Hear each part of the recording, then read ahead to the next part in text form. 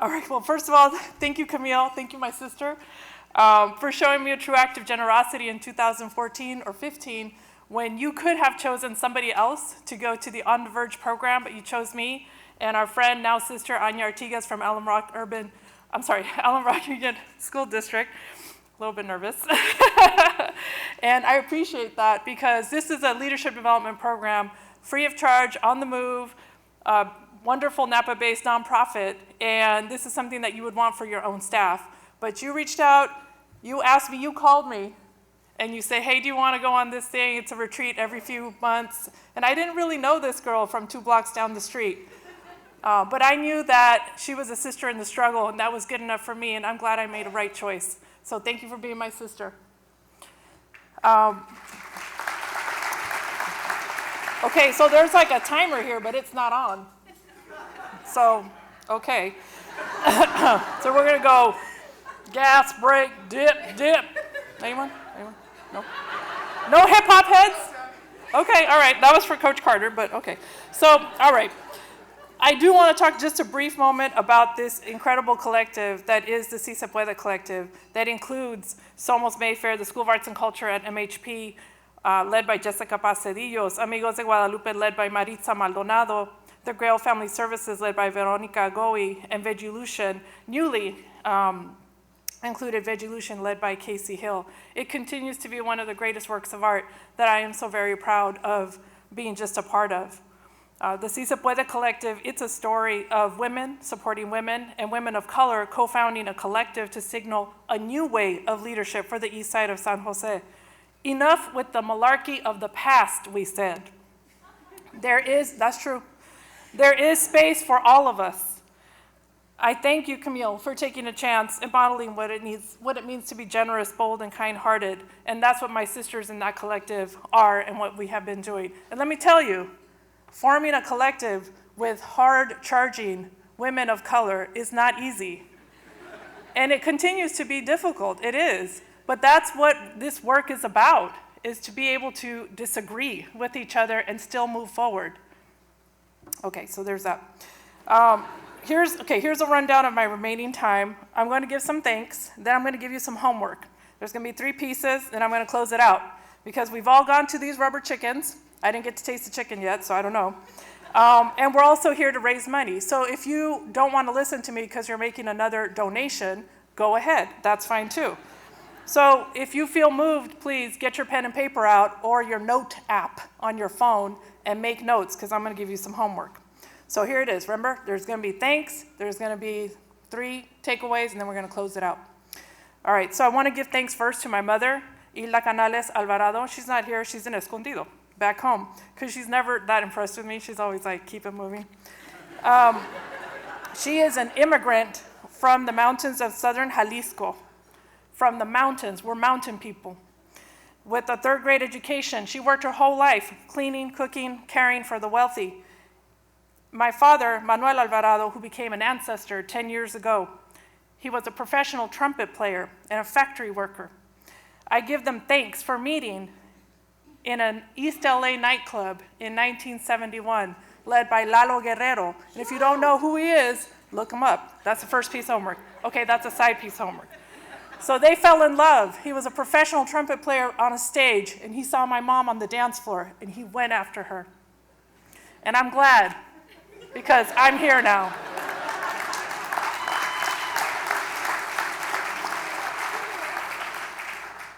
I am the product of these 2 immigrants, displaced by poverty in Mexico, who came to the US with their skills, their talent, and their beliefs, that in the United States, you can make a better life for yourself and your family, that you can reinvent yourself, you can play any music you want, you can express yourself completely and freely. That was the siren call of the United States. And for that and so much more, I am grateful. Gracias, mamá y papá. I am the product also of the local nonprofit sector. I give thanks to the Upward Bound programs of Stanford and San Jose State University, pre-college programs way back in the day, to the staff of the Washington United Youth Center, Youth Services Division of Catholic Charities, Catholic Charities gave a bunch of kids a 15,000 square foot facility. Isn't that right, Perla?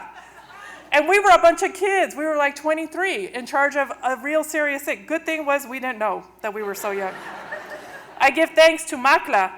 I give thanks to co-founder Dr. Maribel Alvarez, who's now in Tucson, and Angie Helstrup Alvarez, who's here, and that board of 2003.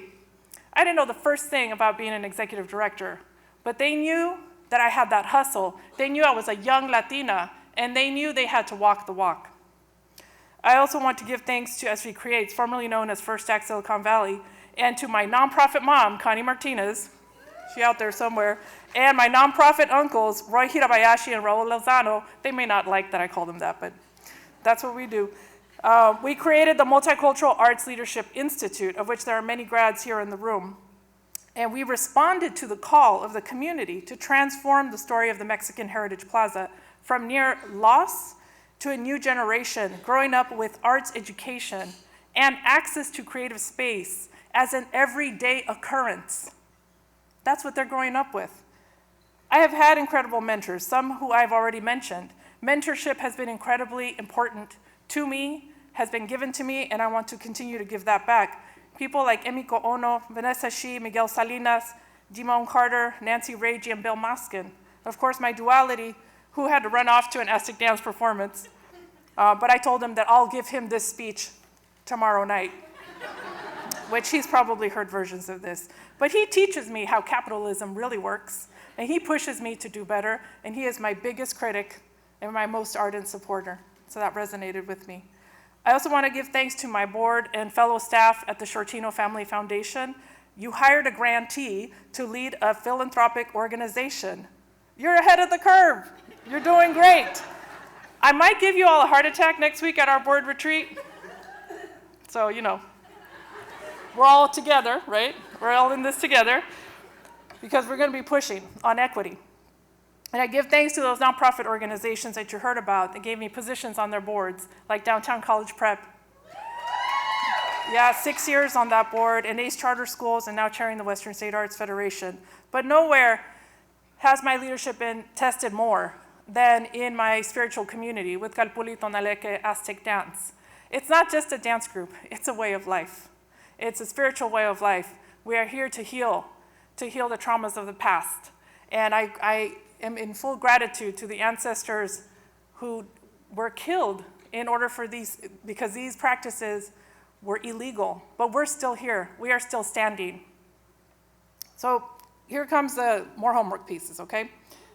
A topic that I'm reflecting on, and I'm so happy to hear the topics that have been reflected on here already, because I feel like we're canalizando, we say that in Spanish, canalizando, like we're channeling each other. Recently read an article titled, "What Does It Look Like to Support Women of Color to Lead?" It's in the Nonprofit Quarterly. If you're a nonprofit nerd like me, you can read that. And it highlighted the thoughts of a campaign manager, Wilnelia Rivera. She was a campaign manager for U.S. Representative Ayanna Pressley. And she says, when you build a team for her, it has to be based on her values. And you have to understand that she's more than just one person. This one person. She's the backbone of her family. She's the backbone of her community. You have to build a team that's going to be able to emotionally understand that they're not going to change a woman of color's loyalty to her family or her community. And further, because of the roles and lived experiences that she will have had, she's probably going to have some trauma. And I have never been, I thought, that's me. That's me. She further stated, let's deconstruct what we're asking of leaders. We need to create a culture where we're asking other people to step up. We can't build systems that ask women of color to do more with less. That's actually what we do every single time. We've always created change with less. And imagine what we could do if we were supported. Imagine. So it's time for each of you today to take stock of your situation. Ask yourself, am I led by a woman of color? Are you trying to place a woman of color in a leadership position? If yes, what are you taking off of that plate so that full potential, brilliance, and creativity of said woman is completely unleashed? So write that down, Nonprofit Quarterly, how to best support a woman of color in leadership. Or call me. Well, don't call me. Text me, email me, but don't call me. All right, next topic. All right. One of my 2 messages today is about white supremacy culture. And I know that those words are really difficult, but we've been hearing them today, and for that I am grateful that I'm not actually the first person up here to talk about it, and that I'm grateful that we have white allies that are talking about it, and that I'm only here to emphasize that we must normalize as much as possible these conversations about race and equity in every part of our lives. And do you know why I say this with full confidence? It's because I am Mexican. And because we are getting shot in Gilroy and El Paso, and a young man drove over 650 miles to come shoot us. And that is why I can say this with full confidence, that we have to normalize these conversations, and that no longer can any single one of us, from elected officials, you hear me, elected officials to community leaders, to arts leaders, nonprofit leaders, philanthropy, corporate, none of us can afford to say, I don't want to talk about that. I don't know how to talk about that. I'm afraid. Well, let's not talk about that. Because guess what? You didn't explain to your brown-skinned child at the candlelight vigil for Kayla Salazar at ACE Charter Empower Middle School why she died. You didn't explain that. And if you did, then you understand. And if you can't fathom that, then fathom it. Research it. Learn. White supremacy culture is a thing you can study. There's an article out that's fantastic. It's been out since 2001, and it still holds on, by Tema Okun. And you can look this up, or email me, call me, text me, all that stuff. Look it up, and you will see that what I am talking about has been talked about. And that, in fact, in this valley, there are parts of this valley that are talking about it, but there are parts that are not. At City Hall, there's an official program that's talking about race and equity, but I know that there's still fear. And I'm here with you. I stand with you, City Hall, to help. I'm not an expert. I'm not an expert in this field. I'm not an academic. But I know my lived experience. And I know that each one of us, people of color, we have a lived experience. And if you are not a person of color, you can educate yourself. You can ask questions. That's free. It's free knowledge.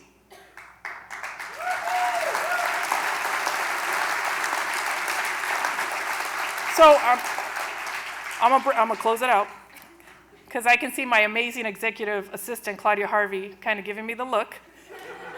Thank you, Claudia, for following me everywhere. So like I said, I'm not an expert, but I will not stand by and watch the country that my parents dreamed of back in Mexico, and then helped build up. They helped build this place up, spiral further down into a place of hatred and isolation. I will not.